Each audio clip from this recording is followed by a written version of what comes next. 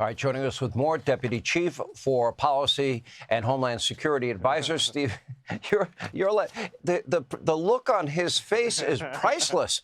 No wonder they really don't want you on. He can't hold back his disdain for you. It is ratings gold for us. Thank you very much for doing that. Well, first of all, thank you, Sean, for leading the month-long effort to end the CNN boycott of yours truly. And so very fittingly, and it wasn't planned this way, but the boycott ended today, and I'm here tonight in the aftermath of the first CNN interview, in which I think we can safely say that Jake Tapper didn't have what he needed to handle my responses.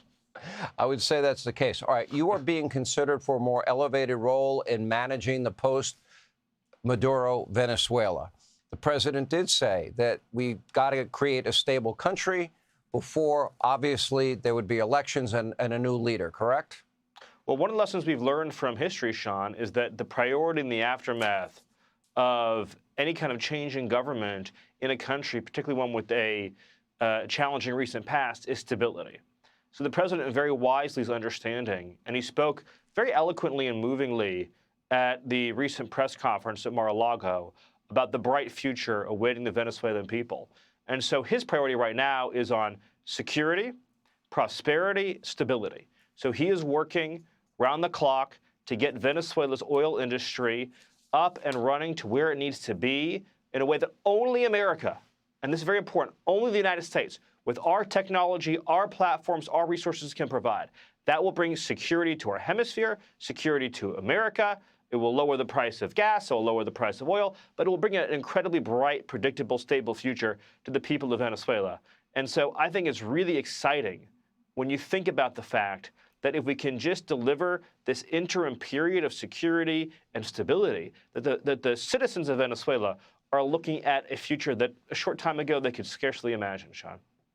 A lot of people don't know that it was American companies that built out the oil infrastructure going back to the 1920s in Venezuela, and then it was seized by the state, and at that point they basically stole all of that money from American companies and Americans there, right?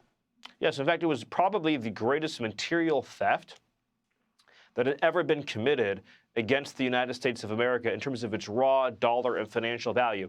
Venezuela has the largest proven oil reserve in the world. Just hours away from the United States of America, the largest proven oil reserve in the world.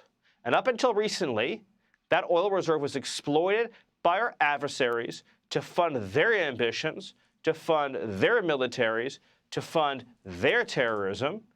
And the United States, of course, lost its resources, its wealth, its property. As you pointed out, we discovered the oil, we created the technology to extract the oil, we invested in the platforms, and we built the refineries to process that heavy crude in a way that, again, only America has that expertise that we shared. And so that historic injustice has been reversed. And just as importantly, our adversaries no longer have the ability to use Venezuela to export terrorism around the globe. Then the Maduro regime no longer has the ability to send terrorists, cartels, gang members, and drugs into our country, saving ultimately, Sean, hundreds of thousands of American lives through what we can all agree has been a military masterclass under President Trump's leadership. Are you taking on a bigger role, and what do you imagine in terms of leadership down the road for the Venezuelan people?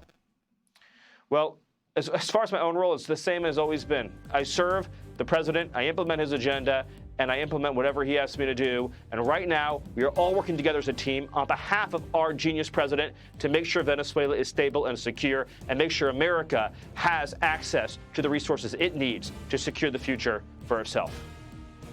All right, Stephen Miller, please go on CNN as often as you can. It might be another 3 months before they invite you back. I'm just guessing. Probably so. Thank you, Sean. All right, we appreciate it. Hey, Sean Hannity here. Hey, click here to subscribe to Fox News YouTube page and catch our hottest interviews and most compelling analysis. You will not get it anywhere else.